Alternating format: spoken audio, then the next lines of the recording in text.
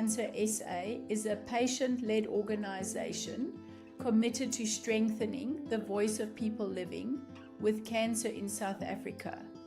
Through advocacy, community engagement, and the development of the country's first patient-led cancer registry, the organization works to ensure that patient experiences, data, and lived realities contribute to better understanding, research, and support for those affected by cancer. As part of this work, Living with Cancer SA produces a range of conversations that explore the realities of cancer beyond the clinic. What Cancer Reveals is the organization's third podcast series and introduces a new perspective on how cancer is understood and discussed. This series steps outside the familiar stories of diagnosis, treatment, and survival. Instead, it explores what cancer exposes about systems, power, data, identity, and the invisible work that patients, families, and caregivers are often forced to carry in order to survive and to be heard. Each episode invites guests to reflect on what cancer revealed in their own journeys and in the systems around them. These conversations move beyond inspiration and awareness to examine the deeper truths cancer uncovers about healthcare, society, and what it really means to live after illness. What Cancer Reveals is an invitation to listen differently, to question what we think we know about cancer, and to recognize the knowledge. Today we have Natalie Singer as our guest, and this is episode number 6. Welcome, Natalie. Thank you. So Natalie, if you could please just start off with a little short overview in terms of your cancer and your cancer journey. Tell us a little about yourself and what you do, so background. Great. So I'm Natalie, and I live in Durban. I am 47 years old. I'm an executive consultant in an HR business. So I'm generally very busy, including lots of travel and engagements with different people, which I absolutely love. I'm a mom to 2 boys. Luke is 13 and Daniel will be 10 in a couple of weeks. I enjoy playing golf. I play quite competitive amateur golf. That's a bit about who I am.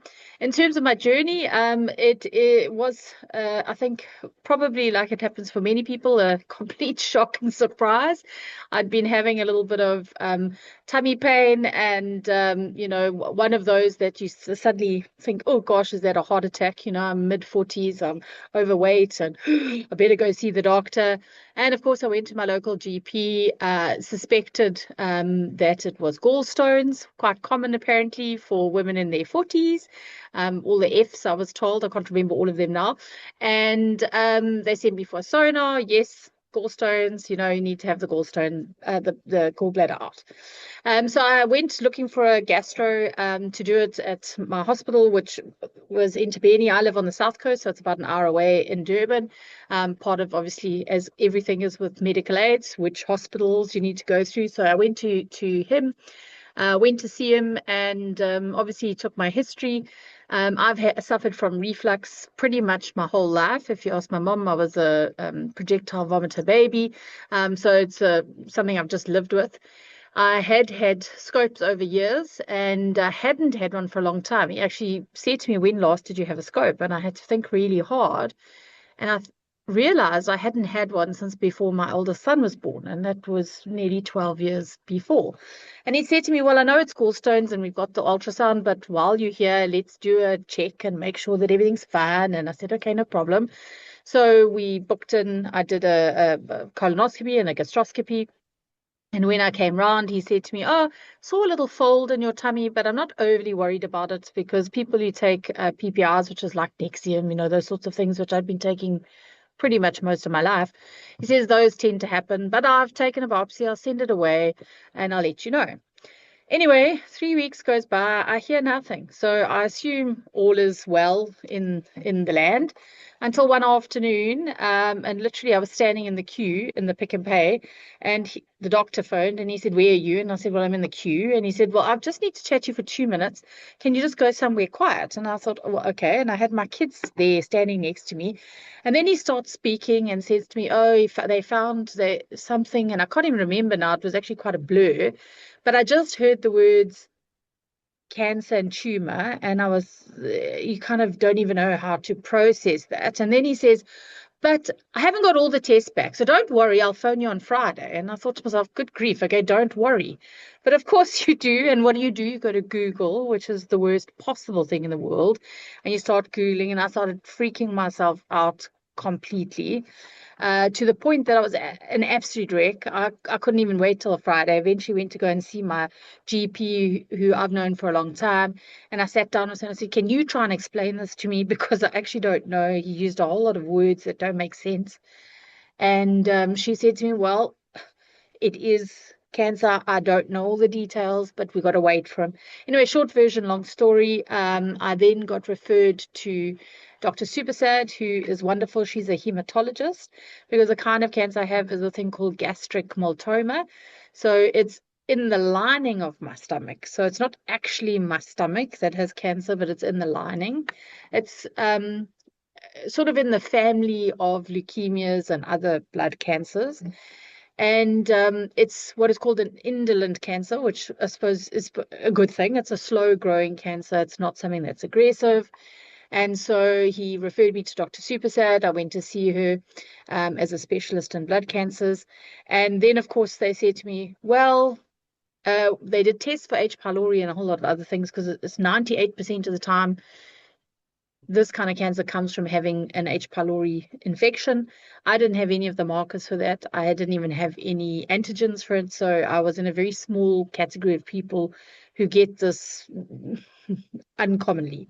They assume that maybe it's from years of inflammation associated with my reflux, but they don't know. It's not one that is a genetic kind of cancer either. It's not something that you pass on. My maternal granddad died of cancer quite young. He was only just 62, and his was colon cancer. So there kind of is a cancer history in my family, but they didn't think that this was linked. And then the best part, they say, "Well, now we wait." And I was like, "What?" "No, we wait. Because it's an indolent cancer, we wait 6 months and we do nothing. And we will test again in 6 months' time." They did treat me with all the antibiotic protocols, even though I didn't have the H. pylori, because that's standard. And that, I think, was the hardest thing, is just having this thing hanging over your head. I'm a complete type A personality, so I like to control everything. This was something I couldn't control, and I just wanted to do something about it. They kept saying, "Yeah, but you can live with this for years and years, and you don't have any symptoms," and that's true. I didn't suffer any symptoms really from my cancer, so it was this very weird place. I had my gallbladder out as planned. We did all of those things. I did have to have the the bone marrow biopsy in my hip. That's probably the most awful thing I've had to do. I don't wish to do another one, and thankfully I haven't had to.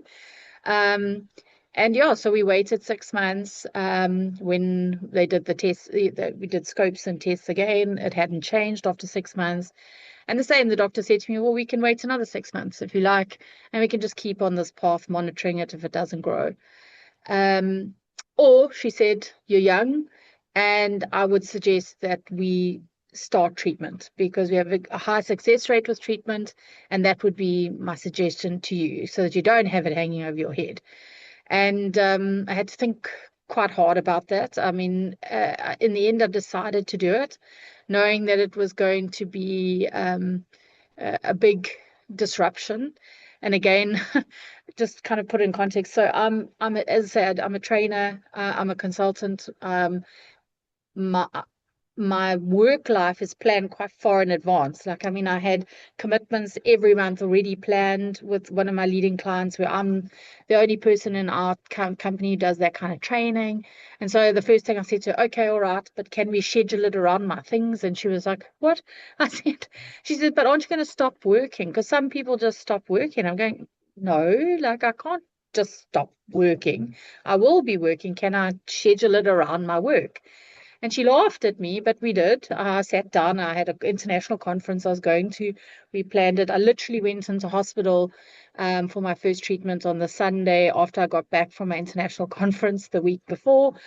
So we scheduled it all like that. She gave me the schedules of every week. And I mean, to her credit, she did say to me, Natalie, you've got to understand that cancer doesn't follow this linear journey. And depending on how you react or what happens, we might not be able to stick to the schedule. I was like, okay, okay. And then I got back and know what was in control. I phoned all the clients. I rearranged all the training to move around the schedule and everything like that. And I thought, okay, well, we've got this in the bag. I was fortunate in that my treatment was only once a month, and I used to go into hospital on a Sunday, usually around lunchtime on a Sunday. They do obviously all the tests and blood tests and everything, and they'd start with the preventative stuff. And then on a Monday, I did immunotherapy. So I had rituximab over 12 hours intravenously on the Monday. And then my chemo was actually reasonably light, the combination of chemo that they gave me, which was on a Tuesday morning. Usually took about 2.5, 3 hours, also intravenously.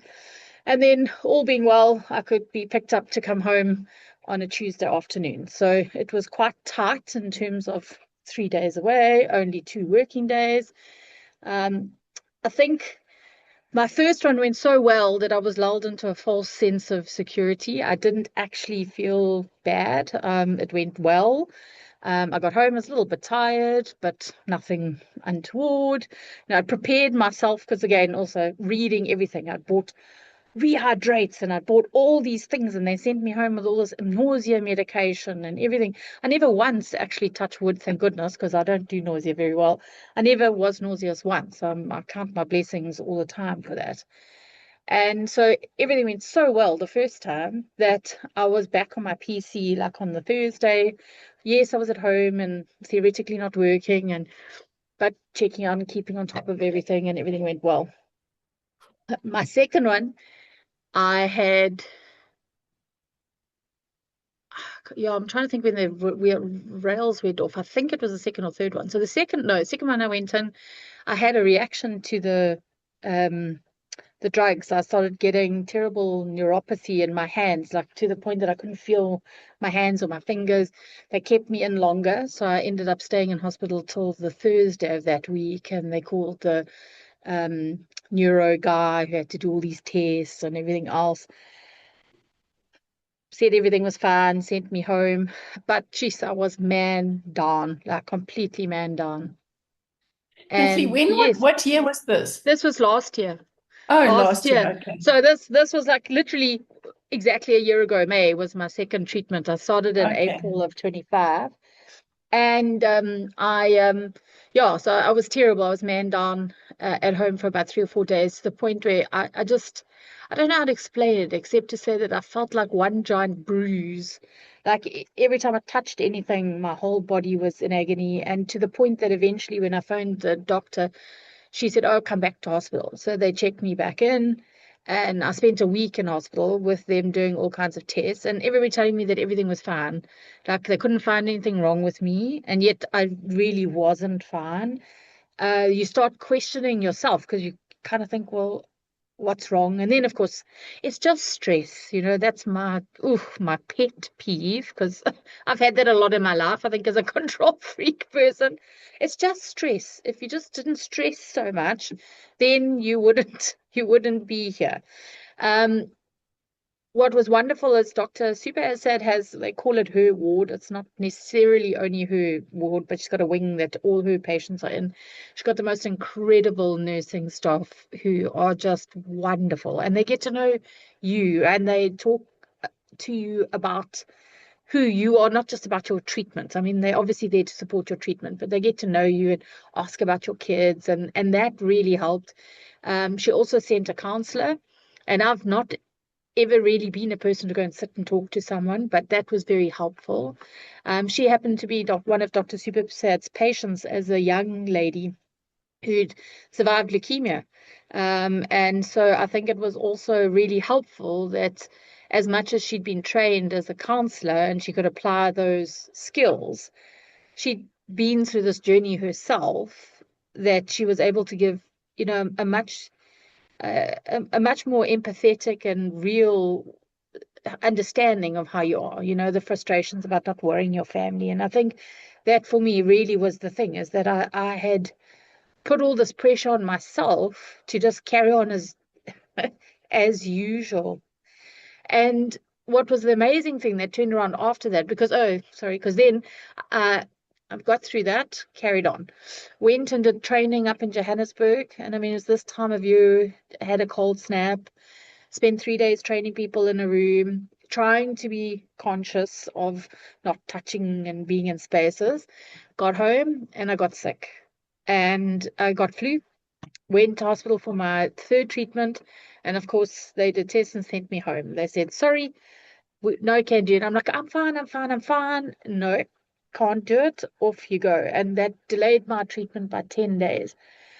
But the domino that it had on all this planning I'd set out of how I was going to be able to do this. I mean, even in my mind, thought I was still going to play league golf. I'm the ladies' league captain. I could play league because my games were like in that week before treatment when I was feeling my strongest. And that whole thing just came crashing down. And for me, that was the point which was the hardest, because I think through my treatment, I was very fortunate that physically I was quite strong and the treatment didn't hurt me physically. I was tired. Yes, my immune system was a little bit compromised, but mentally the strain was huge.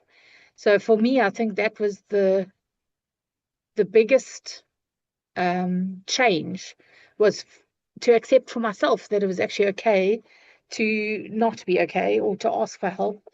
And realizing that I was actually the person who'd put all the pressure on myself. There was no pressure from anyone else, including, I mean, my amazing boss, my incredible colleagues, who I discovered afterwards had all been what I call conkling in the background, just diverting work away from me without telling me, because they knew I wouldn't say no, because I'm that kind of person, I just, oh, I can do it, I can do it, I can do it. And even my clients, because in the beginning, I didn't tell people. I just had a very generic, I'm on sick leave, and then people would ask and I would tell them. And I was actually blown away with how understanding clients were, saying, well, geez, please don't send me a mail. Don't respond to my emails. It's not important. Or who else could we talk to if we need to? And so it was a wonderful realization that actually I was the hardest taskmaster on myself, and realizing to kind of let go a little bit and go with the flow, which has been hard, but I must say it has changed me. Like even now, I feel strong and I feel well, but even now I find myself trying to be a bit more strict in terms of saying that, if I'm not feeling great on a day, or if I need a slow morning, I know nobody's going to die, and actually it'll be fine. Stuff can be put off to tomorrow or later, or just being transparent with people. And that, I think, has been the biggest lesson for me, is accepting help and realizing that you don't have to actually just carry on regardless. People don't expect that of you. So Natalie, you finished your treatment when last year? Finished my treatment. My last treatment was in September, and I had a scope and tests in October. And me also, like, she'd given me the stats. 80% of people go through this and they clear and all the rest of it. And I had this all teed up in my mind. We had our annual, so every 2 years, our company, we travel down. So our business is owned out of East London, and one of our the founder has shares in a beautiful place called empaqueni near Port Alfred.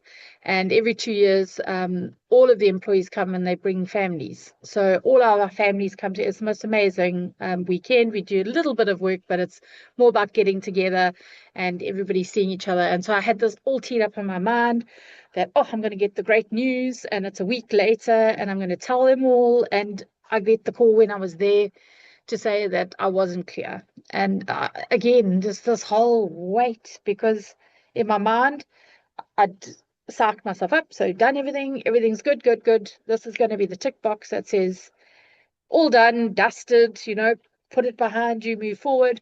And that didn't happen. And again, that mental weight, because now what? What next?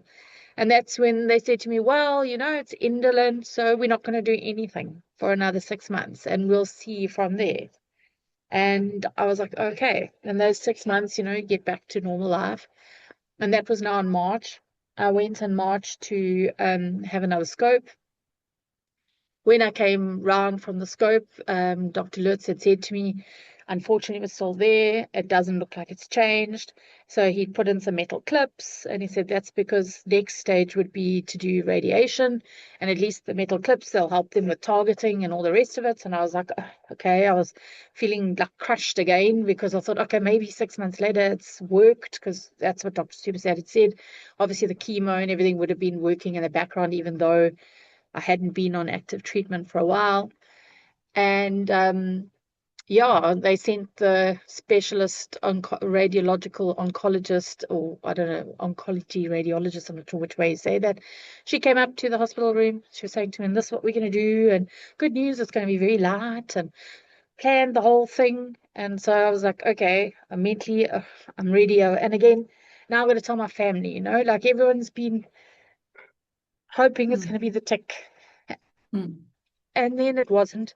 Anyway, then it was about, I don't know, a week later. I'd already started getting the calls from Discovery and from the doctor's room about setting up the sessions for the targeted radiation, and I was kind of teeing myself up in my mind about that. And the next day I get a call from Dr. Supersat. She says, "Oh, good news, we got your histology report back and it's all clear." And I was like, Wow. "What? What?"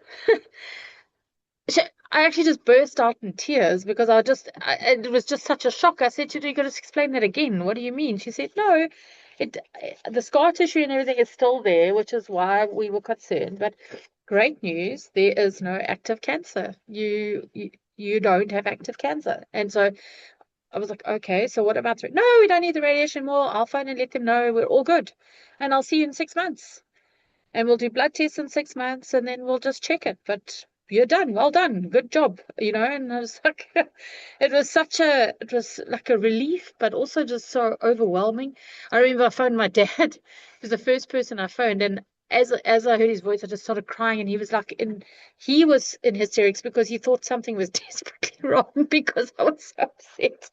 And as I was saying to him, he said, "Oh, well, that's good news." I said, "It is good news." It was like so unexpected, because again, like the mental work of trying to get your own brain around, okay, it's the next step, and then telling everybody, and then of course them all trying to be strong and say yes, it'll be fine. So the relief, I think, collectively for us has been great. I still, you still have this niggle in the back of your mind, and like you think, okay, well, I'm gonna wait till August.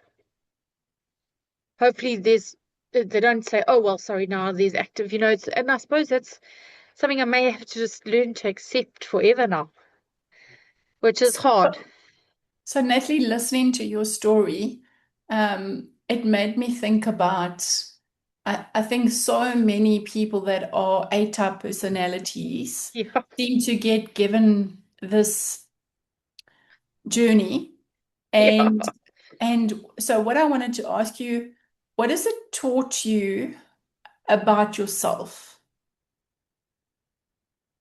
So I think it's taught me that I have to accept that I can't control everything. So, there are things that are in my control, and I will still try to do all of those things that I can to keep things organized, but also to accept that sometimes you do just have to surrender to the process, and you have to accept that you don't always have to make the decisions, and you don't always have to stick to the plan. You know that you can have a plan, and having a plan's a good idea, but the plan's not always going to work, and then you go to plan B, and it's not the end of the world. And I think for me, learning to ask for help and accept help has probably been the biggest life lesson. Is not to assume that I have to do it myself. Or I guess the other side of things is that maybe part of me doesn't want to worry other people. So, if I just keep it and I maintain it and I say everything's fine, that other people will worry less without realizing that they are still going to worry because they love you and they care about you. And at least if you give them things to do, or you accept the help, whatever that is, small things, whether it's somebody making a meal for you, or, taking the kids out so that you can just have an afternoon of literally, being in your PJs, reading a book or watching Netflix or whatever. And realizing that as much as that's for me, it's also for them to feel that they are helping. Because I think for other people, it's also hard.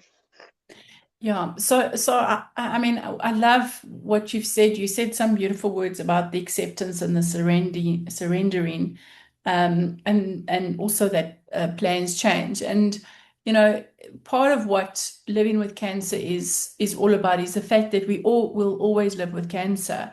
10 years, Yeah. I'm 10 years this year when I was diagnosed, and every 6 months I go through the check. Yeah. And scan anxiety is a real thing, Yeah. and you learn to live with it, but it doesn't mean that you like it.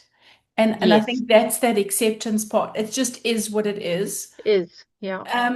And also yours is very raw still because it's so Yeah. new.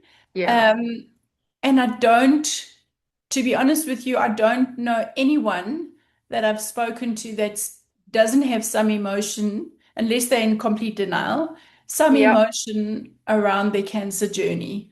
Yeah. And often, you think you're all fine emotionally, and then Yeah. 5 years later, like myself, it like hit me like, oh, okay, I suppose I better deal with it now, especially as Yeah. control freaks, right? Because everything must go according to plan and you're going to work Yeah. everything through. And often these are the lessons that we learn um, as part of the journey. But I love also what you said about accepting help. So talk to me a little bit about the what was that like for you, and sharing it with your family. Um, what was that? I mean, I know you look like, I'm assuming, the kind of person that wants to just protect everybody else. So Yeah. what was it like now becoming more vulnerable and sharing with your family and friends? So I'm very blessed to be in a very close family, and my mom, for example, she lives on my property in a granny cottage. She's an important part of my support structure normally, because I travel and I'm a single mom. She is my other half in functioning. I don't have to worry, and so she was there and continued to be there for me. But I think that even like with my kids, I think. I have two very bright kids, and I know probably every parent thinks that and says that, but I do. I have two, particularly my youngest son. He's highly intelligent, and he's a very high empath. And I had this whole debate about, do I tell them anything or don't I tell them, or how much do I tell them? And I didn't tell them when I was first diagnosed. We chose not to say anything until we knew what the plan was going to be that 6 months. And that was also quite hard because I'd shared it with my immediate family, like my mom and my dad knew. At the time, my partner, we've subsequently broken up, and actually part of that came out of this journey. He worked away, which is not his fault, but he was away for periods of that time, and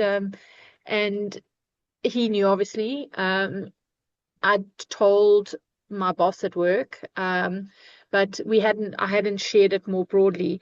I remember telling my one of my closest friends, she and I play golf together, and we went away to Interclub. I'd literally found out about my cancer about 2 weeks before we went on our Interclub tour. And our Interclub tour, we go like 12 ladies from our club, but we're joining like 300 ladies from across KZN. We playing golf, having a draw, having fun, and nobody knew. But I knew, and that was really hard. I told her at the end, and I mean, she was so cross with me that I hadn't told her before. But I said to her, I didn't want it to change that experience or change our focus, because both of us are quite competitive. She actually plays golf for Natal. I didn't want that to change that. So I had a small circle of people who knew for that first 6 months, which was really weird. And it also, because I hadn't started anything, it was like one of those, it's almost like not real. Like you keep thinking, well, I don't feel sick. Maybe it was a mistake. It's not real. Once I started on the treatments, I think when we got to me going to have to go for treatments and not knowing what was going to happen, I mean, my kids are not stupid. I'm going to hospital. And I chatted with one of the moms the little boy is my younger son's age, and the girl is my older son's age, and they've known each other a long time. She and I are not friends. We know one another from around town. She's younger than me, but she'd survived breast cancer, and she'd gone through a really, really tough time. She discovered she had breast cancer also accidentally when she was pregnant with her third child, and she had to begin her chemo and everything even whilst pregnant. So she had a really traumatic time.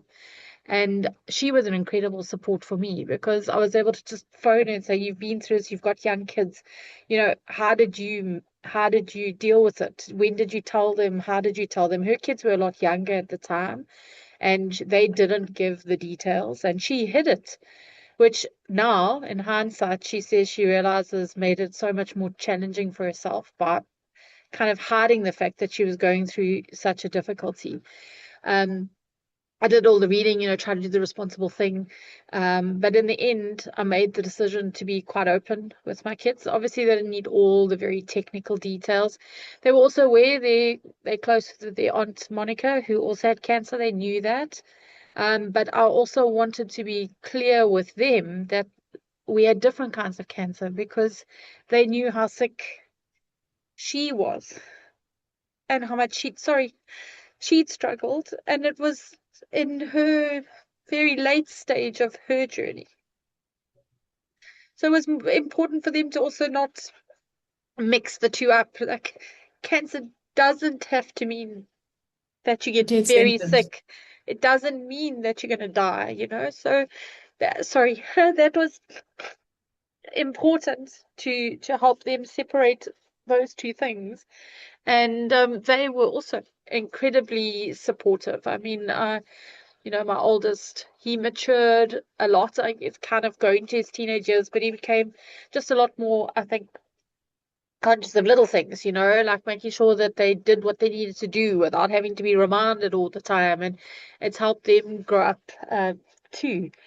They were, very conscious about, trying not to add stress, but that even as well, I kept trying to say to them, you don't have to stop being kids, you don't have to stop having fun just because, oh, shame, mom's not feeling well. So, yeah, in the end, I think I made a deal with everyone, including myself, was that when I came out of hospital on a Tuesday and I came home, I did not do anything for till the end of that week, like till the Friday. So I didn't open an email. I put an out of office on for the whole week, whether I felt better or I didn't feel better. And I just made that promise to myself. And sometimes I felt like I'm not someone like who could just lie around. Like, I don't like being idle, but I just like do nothing, Natty. Just do nothing. Just give Yes. yourself that rest. If today you feel well enough to get up and get dressed and, be sociable with people, then do that. But if you don't, then it's also okay if you're just in your jammies, and you have a shower and put another pair of jammies on. No one's going to judge you. Don't judge yourself. And so I think from that perspective, it was those small changes. And what I'm trying to maintain now is the the lessons, the good lessons. So what are the things that I must still try and do and maintain, and how we're going to go? Yeah. So Natalie, it's as a parent, as a mom, you think you want to do everything to protect your children, and now you Yes. don't want to burden them. And I'm sharing this with you. My youngest wasn't privy to all the detail, Yeah. and there's like a 3 year, 7 month gap. And when I didn't tell her everything, she said, "But why does no one trust me?" So it's a Yeah. difficult one because you think you're protecting them, but at the same time, you know, it's the it is tough and it's not easy, but it's to manage the toss up between you letting them in, and they're not. So and everybody has their own choice, right? It's their personal Yeah. choice. But as a mom, you and also sounds like you try and protect everyone else around you, which is also Yeah. so normal. It's what happens. Yeah.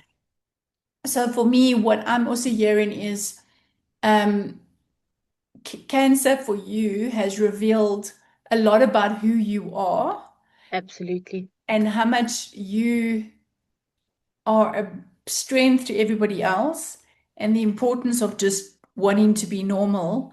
Yeah. But it kind of brings you to your knees a little bit where you have to face, yeah, Absolutely.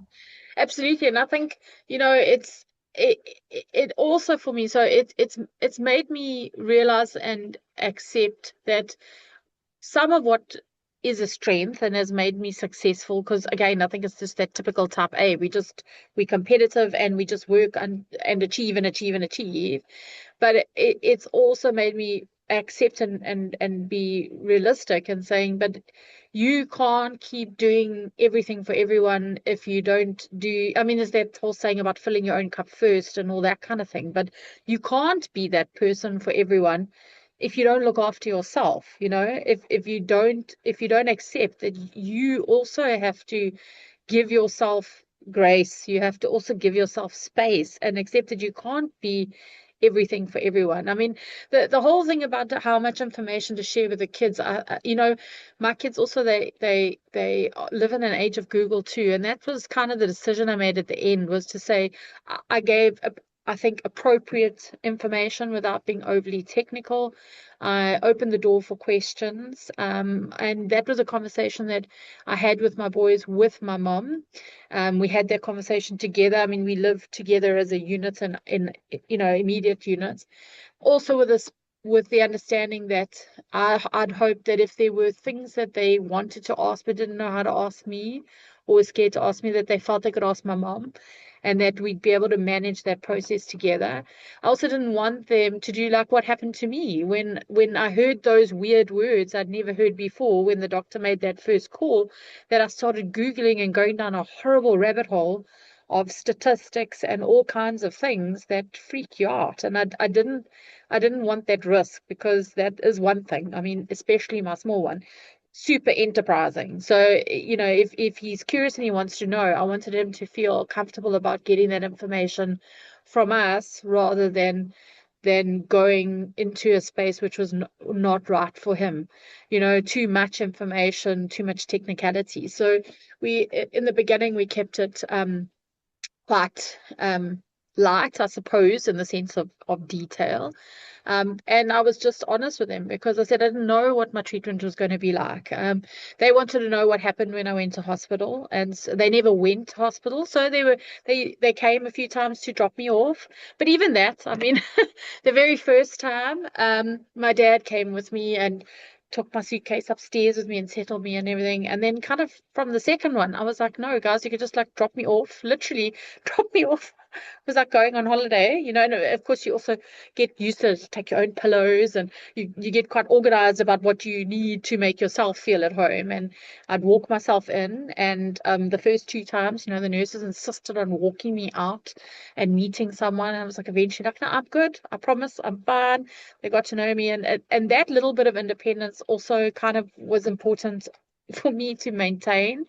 But I told them, I explained a little bit about the fact that it was like having a drip, and I was fine, and I just used to sleep a lot and rest and all the rest of it. And I video called them every day, so they saw me and they saw I was okay. So even though I was maybe a little bit tired or washed out or whatever, they could still see me. And the same as when I was home.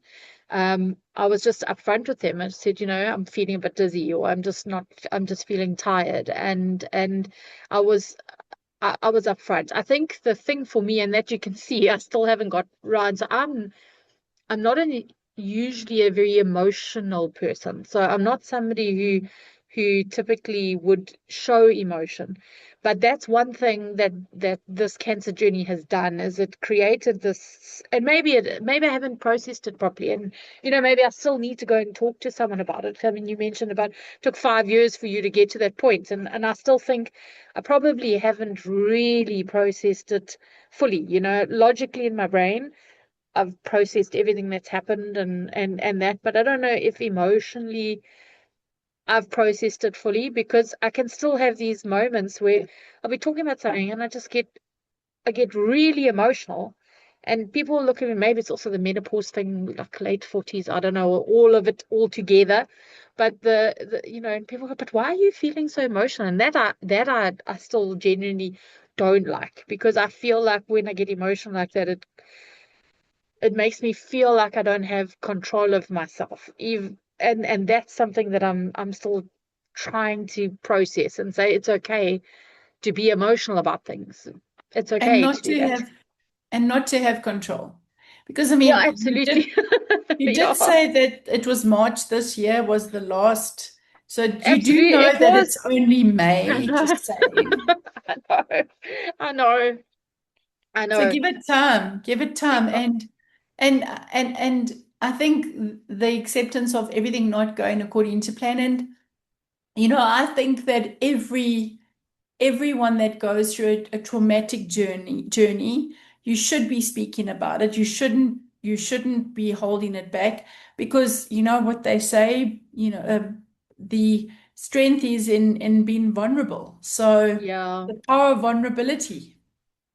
I mean, Absolutely. And I think, I mean, obviously the day I found out, I was just overjoyed. And I'd I'd put a post on my Facebook. I mean, I had posted uh when I went in for my first treatment. I didn't make a big song and dance of it. I just made a post, and I'm not really a big poster of my life, but of course it was the best news ever, and I put it out there, and I had so many people reach out to me, people I see all the time, the kids, local people, who just said to me, Natalie, we didn't even know.